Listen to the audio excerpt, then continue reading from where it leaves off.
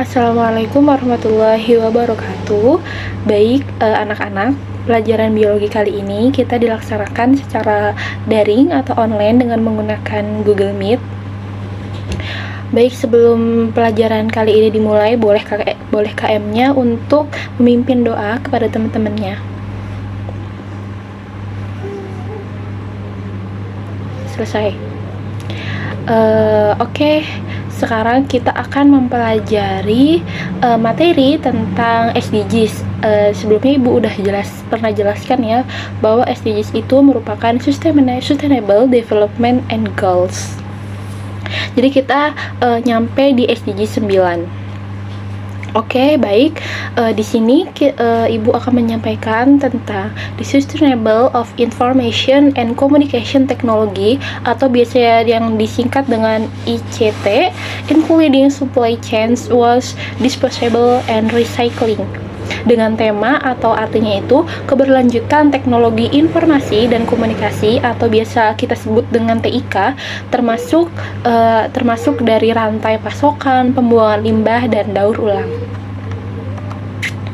Nah, berikut ada tujuan pembelajaran dengan ranah cognitive learning objective, yaitu the learner understand the concept of sustainable infrastructure and industrialization and society's needs for a system approach to their development. Yang mana materinya itu terdiri dari sustainable infrastructure and industrial, hubungan antara teknologi, lingkungan, dan masyarakat, dan bisa dibaca yang Ibu bagikan PPT-nya. Nah, selanjutnya itu ada socio-emotional learning objective. The learner is able to argue for sustainable, resilient, and inclusive infrastructure in their local area. Nah, bisa dilihat sendiri ada apa aja rinciannya.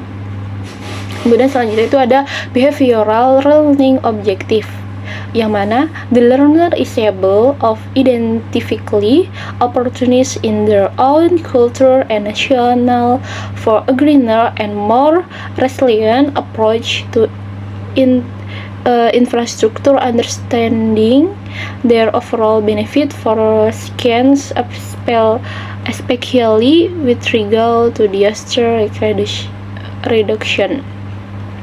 Yang mana ini bisa menjelaskan tentang memahami manfaat pendekatan sistematik terhadap infrastruktur, terutama dalam mengurangi resiko bencana. Yang selanjutnya itu ada studi kasus atau explain of learning approach and method for SDGs 9, industry, innovation, and infrastructure atau industri, inovasi, dan infrastruktur, yaitu yang mana bisa dilihat ya anak-anak, ini ada studi kasus atau case study. Yang pertama itu ada limbah elektronik di Indonesia, atau seperti limbah kayak limbah handphone, limbah laptop, limbah barang-barang elektronik itu termasuk dari limbah TIK.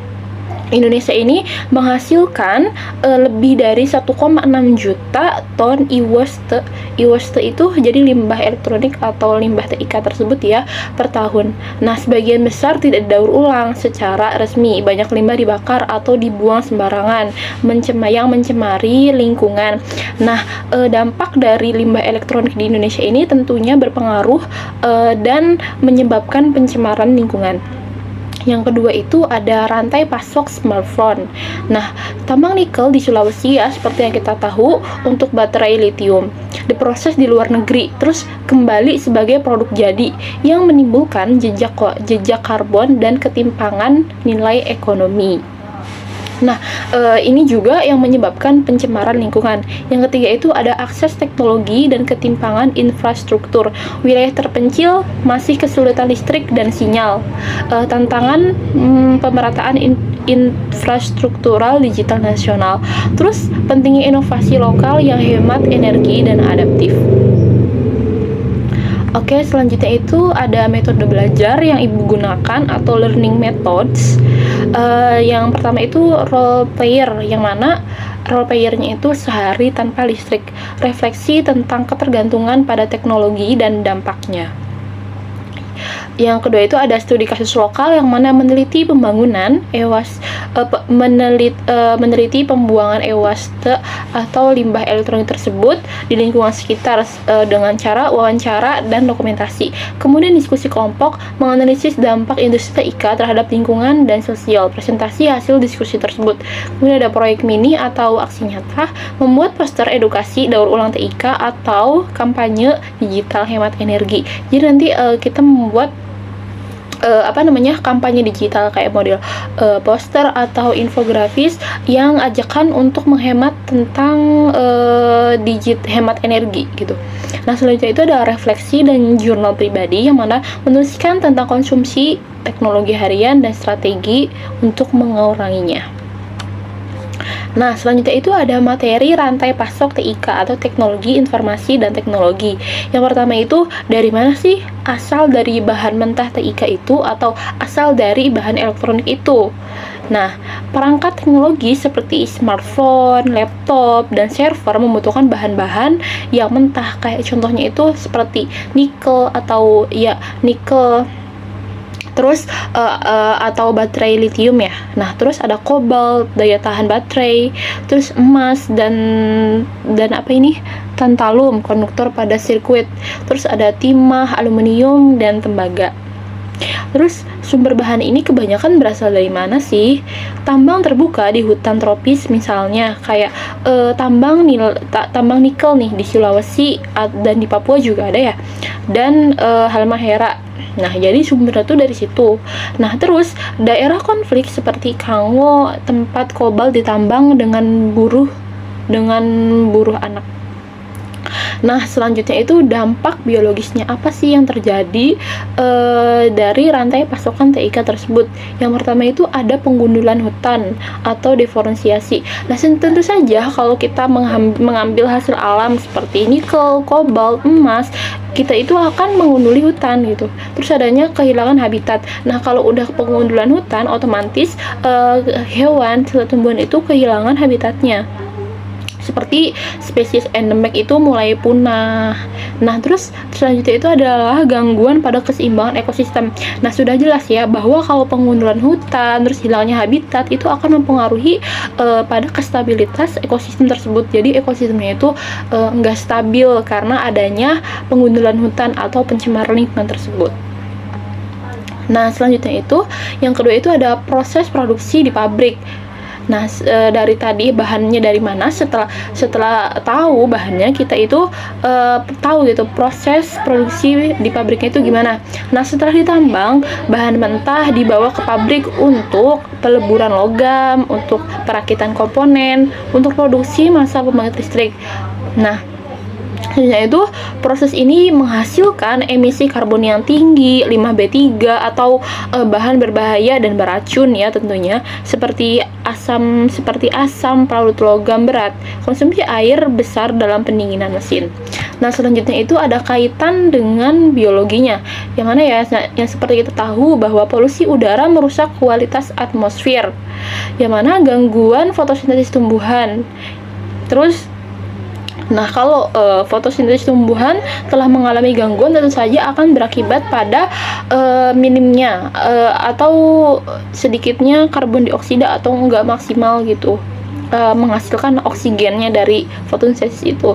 Nah, selanjutnya itu kaitan dengan biologinya adalah limbah cair mencemari sungai, mempengaruhi organisme air. Tentu saja kalau udah limbah mencemari sungai itu otomatis akan mempengaruhi organisme di dalam air tersebut gitu. Jadi nggak seimbang. Selanjutnya itu ada distribusi globalnya gimana sih? Perangkat yang diproduksi di Asia misalnya kayak Cina, Vietnam dikirim ke seluruh dunia. Yang ini bahwasanya ini berarti penggunaan energi bahan bakar fosil untuk pengangkutan kapal, truk, dan pesawat. Nah, terus jejak karbonnya itu besar atau carbon footprint. Nah, apa sih dampak terhadap kehidupan kitanya gitu? Yang pertama itu adanya pemanasan global. Nah, kalau terjadi pemanasan global itu otomatis suhu laut akan naik. Nah, yang akan menyebabkan mengganggu migrasi ikan dan burung, terus perubahan perilaku biologi spesies. Terus kalau misalnya pemanasan global itu kan suhu lautnya akan naik, yang otomatis akan mengganggu migrasi ikan dan burung gitu, merubah jadi perilaku hewannya tuh akan berubah, mempengaruhi perilaku hewan atau spesies. Nah, yang keempat itu ada konsumsi berlebihan dan pembuangan dini. Yang mana yang seperti kita tahu atau termasuk kita juga pelakunya mungkin ya, rata-rata orang mengganti smartphone setiap satu bisa 2 sampai 3 tahun bisa. Nah, budaya fast stage atau penggunaan secara cepat ini akan membuat perangkat tidak dipakai hingga habis umur teknisnya. Seperti yang kita ketahui ya, bahwa banyak orang yang ganti HP padahal HP-nya itu belum rusak gitu loh. Nah, kemudian perangkat lama dibuang menjadi waste gitu. Jadi kita beli yang baru, sedangkan yang perangkat lama itu dibuang gitu. Nah, itu akan mengakibatkan menjadi e-waste, yang itu sampah elektronik. Nah, kemudian dampak ekologisnya apa sih? Bertumpuknya limbah elektronik yang sulit terurai. Seperti yang kita ketahui ya, bahwa limbah TIK ini sangat sulit terurai sampai sekarang. Nah, kemudian logam berat mencemari tanah yang mengakibatkan terganggunya mikroorganisme dekomposer. Nah, selanjutnya itu apa sih limbah elektronik atau e-waste itu? Nah, e-waste atau limbah elektronik adalah sisa-sisa peralatan elektronik yang sudah tidak terpakai, rusak, atau tidak diinginkan lagi yang dibuang oleh pengguna. E-waste mencangkup berbagai perangkat yang menggunakan listrik atau baterai. Contoh perangkat yang menjadi e-waste itu ada seperti kayak tadi sudah disebutkan ya, kayak HP, komputer, laptop, atau barang elektronik rumah tangga lainnya. Karena e-waste tidak hanya merusak lingkungan, tapi juga berdampak langsung terhadap kesehatan manusia, terhadap kesehatan hewan serta tumbuhan, dan kelangsungan hidup makhluk hidup ya. Mengelola e-waste dengan benar adalah bagian dari tanggung jawab ekologis dan sosial kita sebagai manusia atau sebagai makhluk hidup itu sendiri. Oke, yang selanjutnya apa saja sih jenis-jenis limbah elektronik? E-waste bisa berasal dari rumah tangga, kantor, sekolah, dan industri. Nah, contoh yang pertama itu ada smartphone atau HP rusak. Ini bisa menjadi limbah elektronik ya. Paling banyak jumlahnya karena sering diganti ya teman-teman. Oke, yang selanjutnya ada baterai bekas dari ponsel, laptop, atau remote. Nah, baterai yang sudah tidak terpakai atau baterai bekas ini akan menjadi limbah elektronik. Selanjutnya itu ada kabel charger, earphone rusak. Itu mengandung tembaga, plastik, dan karet. Itu juga akan, kalau misalnya udah rusak, itu akan menjadi limbah elektronik atau e-waste.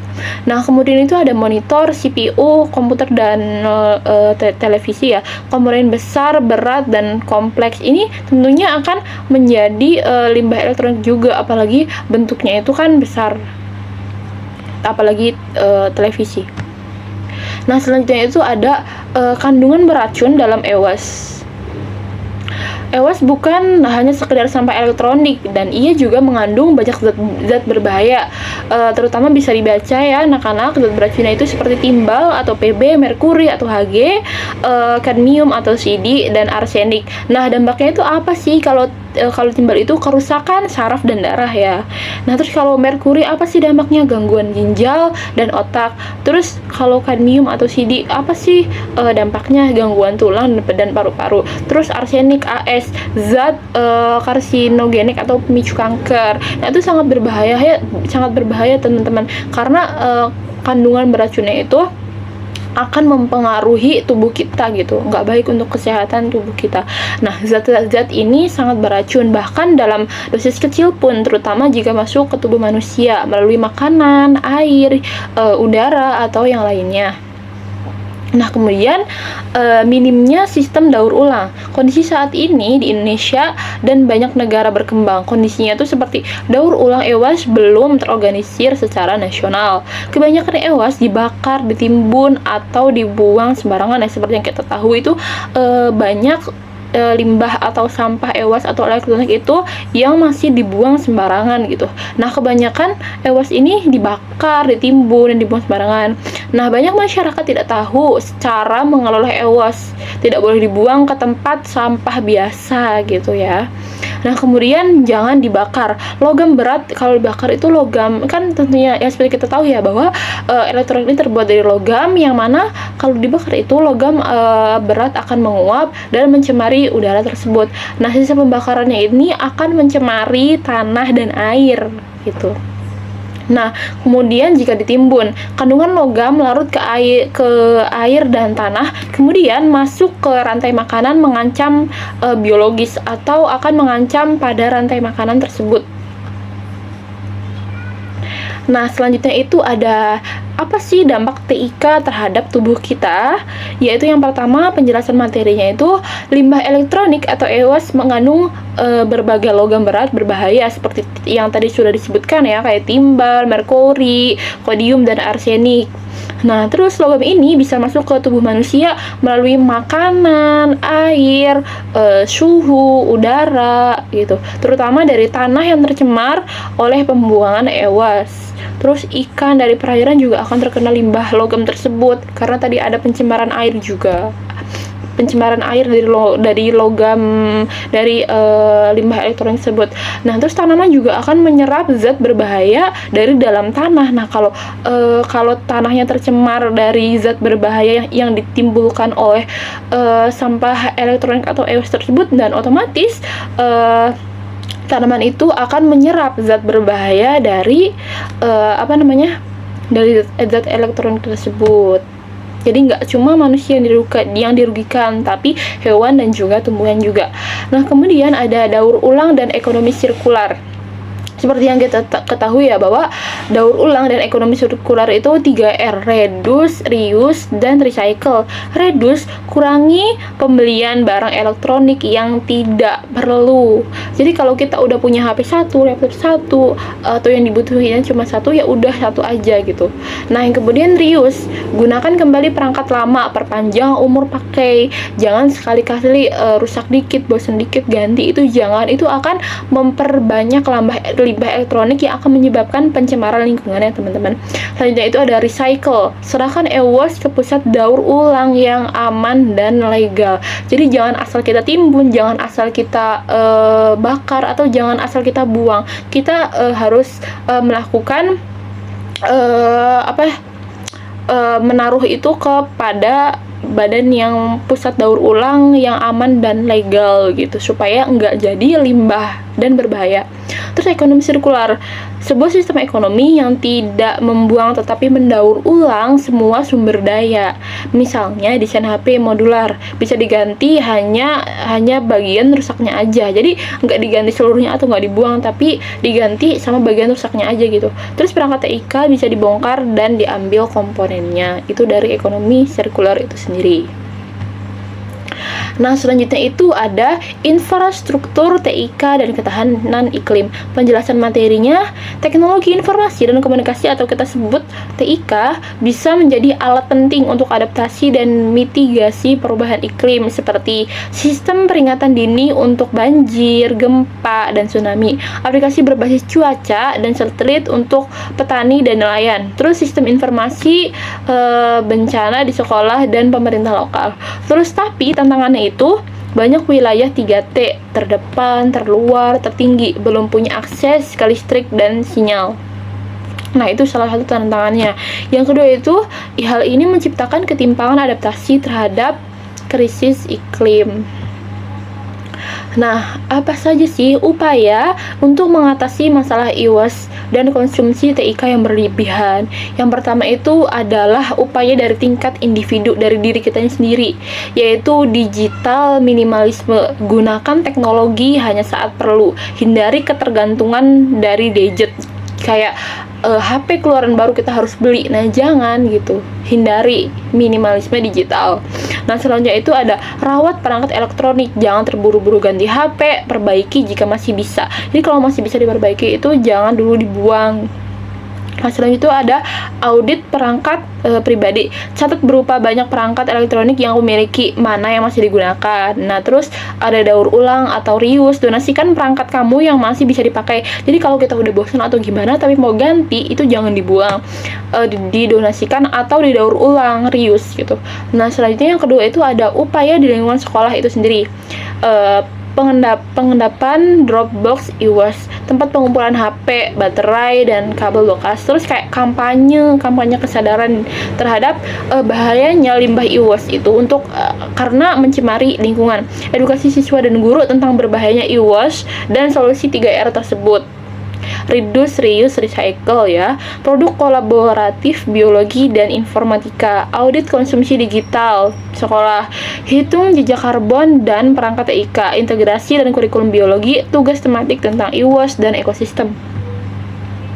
Nah, yang selanjutnya itu ada upaya di tingkat masyarakat dan nasional. Regulasi pemerintah seperti wajibkan pabrik membuat sistem daur ulang, expanded producer responsibility, atur pelabelan bahan beracun dalam produk. Nah, pusat daur ulang resmi, perluasan bank sampah elektronik di kota dan kota dan desa. Terus inovasi lokal seperti teknologi modular, startup daur ulang elektronik, contohnya itu seperti e-recycle Indonesia. Nah, terus kaitannya apa sih dengan biologi itu sendiri? Materi, ekologi manusia, tindakan konservasi, dampak lingkungan, dan teknologi. Relevansinya itu menunjukkan bahwa biologi bukan hanya ilmu teoritis, tapi aksi nyata dalam menjaga keberlanjutan hidup. Jadi teman-teman, limbah elektronik atau e-waste itu sangat berbahaya karena sangat mencemari lingkungan. Oleh karena itu, kita sebagai individu khususnya harus bisa bijak dalam penggunaan elektronik tersebut, seperti yang tidak jauh dari kita, HP, laptop.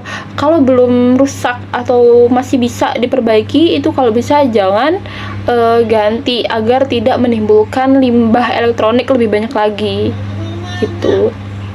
Nah, selanjutnya itu ada kode QR anak-anak. Kode QR LKPD ini nanti di-scan, nanti di-scan.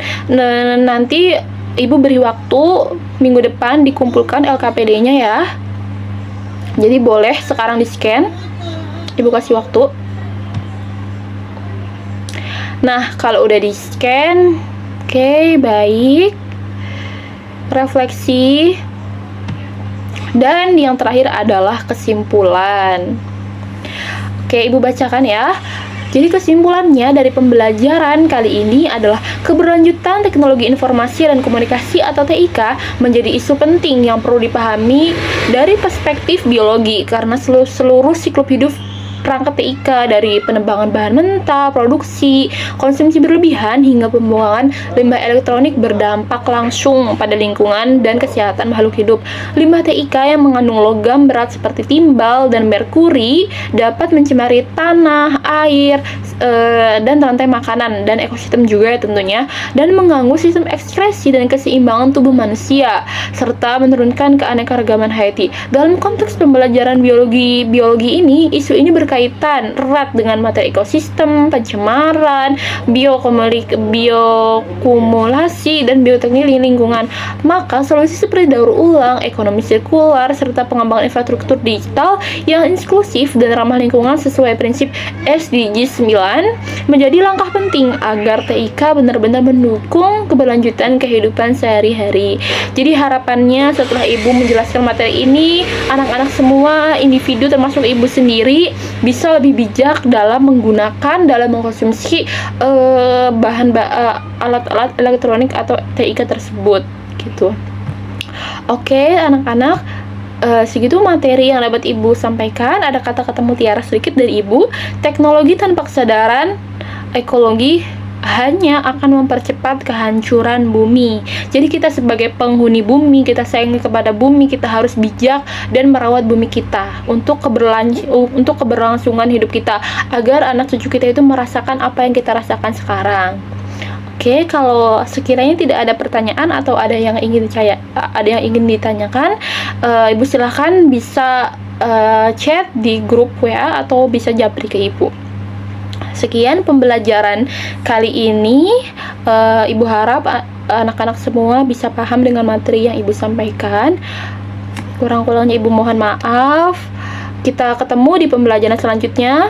Oke, kita akan membahas tentang pencemaran yang lain. Ibu tutup, Ibu akhiri. Wassalamualaikum warahmatullahi wabarakatuh.